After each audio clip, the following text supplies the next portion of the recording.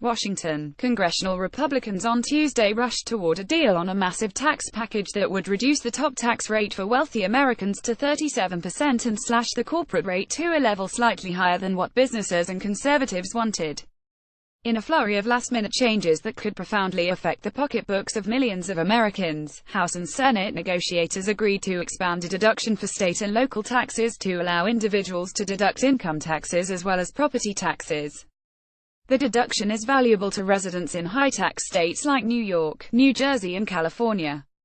Negotiators also agreed to set the corporate income tax rate at 21%, said two congressional aides who spoke on condition of anonymity because they were not authorized to publicly discuss private negotiations.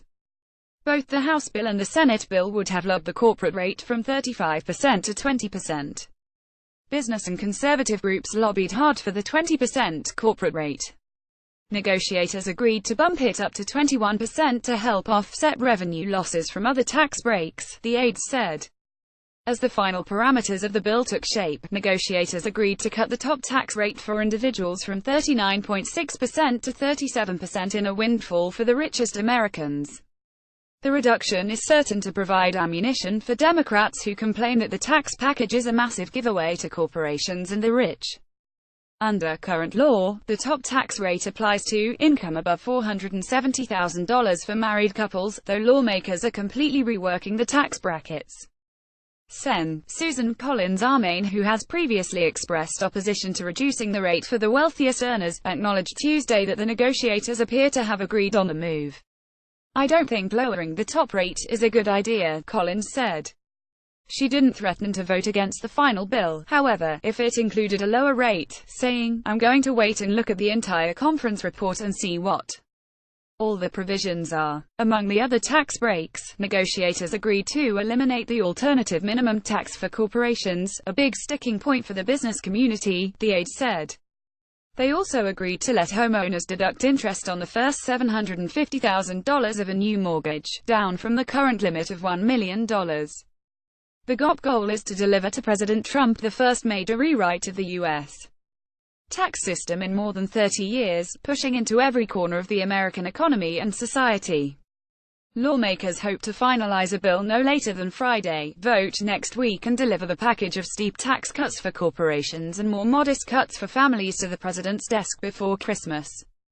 Republican lawmakers were optimistic Tuesday that a deal was imminent. The total amount of tax breaks cannot exceed $1.5 trillion over the next decade, under budget rules adopted by both the House and Senate. Lawmakers and aides were working to blend separate tax bills that were passed by the House and Senate. J. Scott Applewhite, the Senate's number 2 Republican, Sen. John Cornyn of Texas, said an agreement in principle on a final package could come as soon as Tuesday. "I think it could and I hope it is," he said. Lawmakers said workers could start seeing changes in the amount of taxes withheld from their paychecks early next year. However, taxpayers won't file their 2018 tax returns until the following year.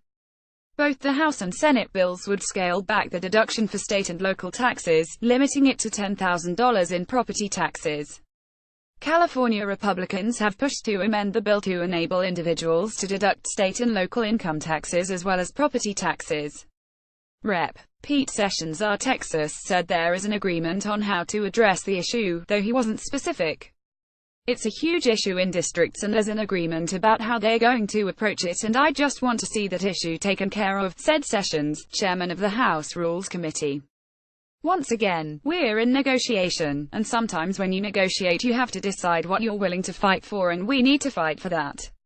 The House bill would limit the mortgage interest deduction to the first $500,000 of a new mortgage, while the Senate bill would keep the current limit of $1 million. Two congressional aides said negotiators have agreed to split the difference. The provision would not affect current mortgages. The housing industry lobbied hard against changes to the deduction, arguing it would hurt home values.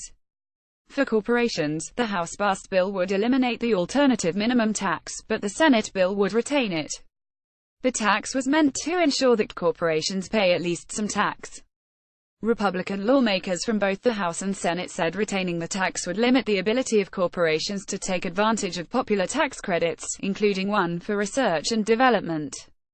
House Majority Leader Kevin McCarthy RK-Lof has come out in favor of repealing the corporate AMT, giving the proposal momentum.